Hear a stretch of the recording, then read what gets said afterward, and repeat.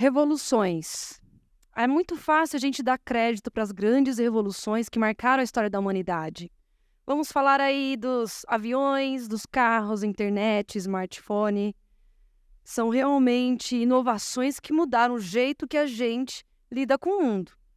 Mas a gente não pode negligenciar as pequenas revoluções, aquelas que nascem no solo sagrado do seu íntimo, de cada indivíduo.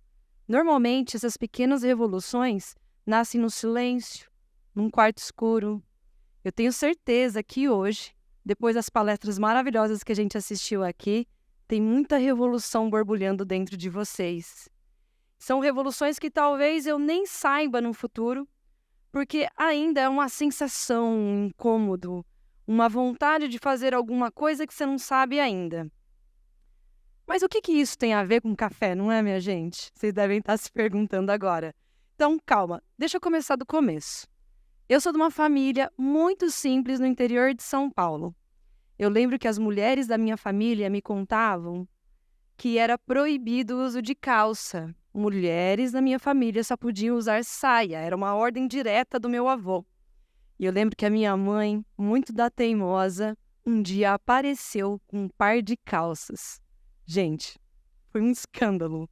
Eu amo essa história, porque essa talvez é só uma mudança de vestimenta para a gente hoje, mas para ela foi um ato revolucionário e que hoje me traz aqui para falar com vocês.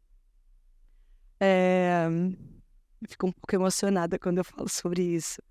É a partir dessa família muito simples e muito conservadora. Muitas realidades que foram me contadas eram realidades muito limitadas. Justo para mim, que aos 9 anos sonhava em viajar o mundo, em conhecer novas culturas. Era uma realidade que falava que eu não posso, você não tem dinheiro.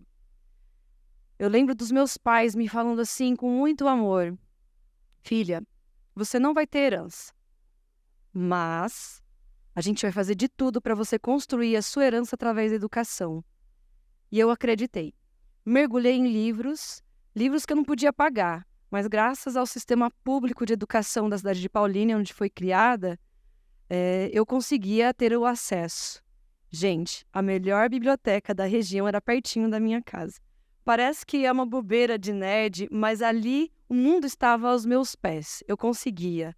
Lembro também que 2 professoras me adotaram intelectualmente, a Lala e a Dorinha, 2 professoras de português, um prato cheio para quem queria ser jornalista, não é mesmo? E a partir disso eu consegui repensar novas possibilidades. Lembro também que eu queria estudar jornalismo e isso na minha cidade, dentro da minha família, era uma perda de tempo. Você não vai conseguir pagar boleto com isso. E foi um ato transgressor da minha história insistir.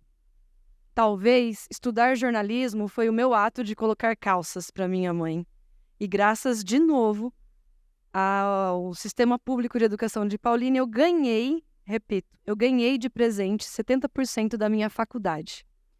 Lembro também que era uma época, ainda antes da faculdade, claro, eu não sei como os meus pais conseguiram pagar um curso de inglês. Era a única escola de inglês da cidade. E eu chegava de chinelo e fusca e era totalmente avacalhada pelos alunos que chegavam de Vectra e tênis. Eu lembro de novo da minha mãe falando: quanto mais eles falarem, mais você estuda. E isso foi me guiando, porque eu via na educação a minha porta de saída. Formada, decidi. Era a hora de conquistar o mundo e queria ir para os Estados Unidos. Outro escândalo, principalmente porque você não tem nem dinheiro para isso, não é mesmo? Lembro de ouvir muitas coisas assim da família. Você vai lá fazer coisa errada. Se um dia você cair doente, a gente não te manda 1 centavo, uma moeda. Respirei fundo, fiz um empréstimo no banco e parti para o meu intercâmbio de 2 anos nos Estados Unidos. O que eu tinha? $400 emprestados no bolso, ninguém que eu conhecia por lá e muita vontade de sonhar. Quando eu volto direto para as grandes redações de São Paulo. Afinal, eu queria ser jornalista. Volto com um inglês impecável para as minhas primeiras entrevistas e, aparentemente, o meu sotaque do interior é mais importante e relevante do que as minhas habilidades profissionais, vamos assim dizer. Sim, eu fui rechaçada porque eu falo porta, amor, por quê? Isso aconteceu em 2008. Sim, aconteceu. E aqui a reflexão que fica, né? Quem nunca foi chamada de louca? Quem nunca foi chamada de louca por tentar algo diferente? Quem nunca sofreu com o poder castrador do machismo e misoginia dentro da sua casa? Quem nunca perdeu oportunidades por um simples sotaque? Essa realidade é atual e talvez meninas de 2023 podem encarar desafios iguais ou até piores que os meus. De acordo com a pesquisa da FGV, o trabalho feminino é invisível e é responsável por quase 8,5% do PIB do nosso país. E isso eu não estou nem mencionando as meninas e adolescentes que trabalham tanto. Um outro estudo de 2020 das Nações Unidas diz que 90% da população brasileira, 90%, incluindo as mulheres, tem um certo preconceito contra outras mulheres e com questões de equidade de gênero. O que a gente faz com essas informações? Bom, eu venho dessa realidade de uma menina do interior, com recursos muito limitados, que ousou sonhar, e hoje eu posso dizer que sou jornalista independente, trabalho há 22 anos com comunicação, 14 anos dedicados ao café. Quando eu escrevia principalmente sobre café, eu estava escrevendo para o filho do trabalhador rural. Não estou dizendo que é o dono da fazenda, tá? É o trabalhador rural, o filho dele. Por quê? Eu me vejo nele. Eu sou esse jovem que talvez a família está dizendo que o destino é um cabo de enxada apenas. Nada contra, é muito legítimo. Mas para quem quer conhecer o mundo, talvez um cabo de enxada seja bem limitador. Estava feliz, gente, nessa realidade. Foi até quando, em 2016, um relatório do IBGE me rasga por dentro e diz que o Brasil tem quase 12 milhões de analfabetos, sem contar os funcionais. Eu fiquei realmente surtada, porque eu escrevia para o campo, mas o campo não lia. Foi aí que eu decidi, a partir das minhas pequenas revoluções, desde criança, incluir esse novo público. Lembrando que ser analfabeto não é limitador, não vai te deixar numa posição menor que a minha. Eu sou analfabeta da natureza. Se eu entro numa floresta ou numa fazenda, eu não sei ler a natureza. Então, quando eu começo a produzir conteúdo em áudio, tudo muda. Começo a receber mensagens no WhatsApp, às vezes brigando, às vezes elogiando, às vezes me xingando. O conteúdo da mensagem nem me interessava. O que me deixava muito feliz é que eles faziam parte agora do debate. A partir do podcast, que nasceu em 2017, essas revoluções foram ganhando mais peso. Notem, por favor, que essas pequenas revoluções nasceu no íntimo de uma menina de 9 anos e começou a ganhar corpo e começou a ganhar muito barulho em projetos que hoje rodam o mundo. O mais recente eu gostaria de compartilhar com vocês. Eu, em parceria igualitária com a primeira barista indígena do Brasil, a Celeste Suruí, nós estamos lançando um projeto social de formação de baristas indígenas.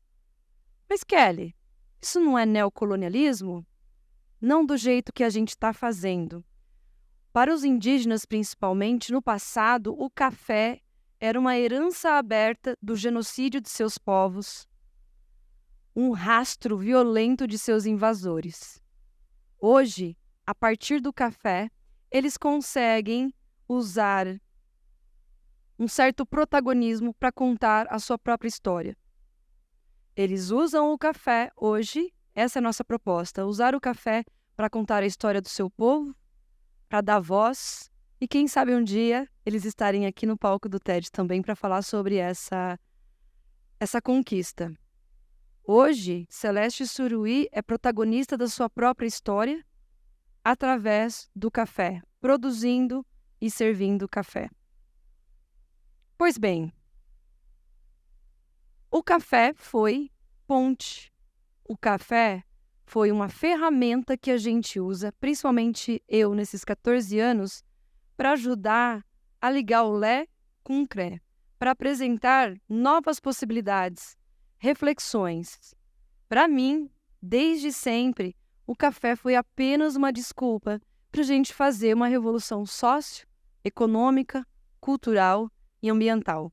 A partir do podcast, por exemplo, eu consigo falar de assuntos que a grande imprensa nem se arrisca a falar.